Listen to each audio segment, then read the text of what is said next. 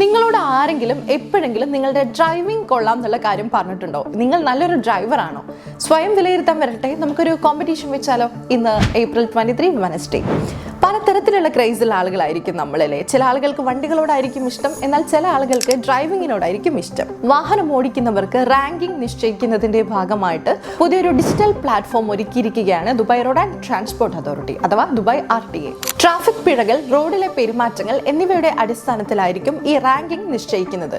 അതുപോലെ തന്നെ driver risk score എന്നാണ് ഈ പ്ലാറ്റ്ഫോമിന്റെ പേര് വന്നിട്ടുള്ളത്. കൂടാതെ ലോ, മീഡിയം, ഹൈ റിസ്ക് എന്നിങ്ങനെ ഈ 3 കാറ്റഗറിയിലായിരിക്കും ഡ്രൈവർമാർക്ക് റാങ്കിംഗ് നൽകുക എന്നാണ് ദുബായ് RTA അറിയിച്ചിട്ടുള്ളത്.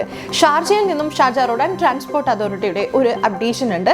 ഷാർജ സിറ്റിയിലേക്കുള്ള എക്സിറ്റ് ക്ലോസ് ചെയ്യുന്ന വിവരമാണ് ഷാർജ RTA അറിയിച്ചിട്ടുള്ളത്. അൽതൈദ് റോഡിലെ ബ്രിഡ്ജ് നമ്പർ 4 ആണ് ക്ലോസ് ചെയ്യുന്നത്. April 23 മുതൽ 29 വരെ ക്ലോസ് ചെയ്യുമെന്നാണ് ഷാർജ RTA അറിയിച്ചിട്ടുള്ളത്. അറ്റകുറ്റപ്പണികളുടെ ഭാഗമായാണ് റോഡ് ക്ലോസ് ചെയ്യുന്നത്. For more updates stay tuned.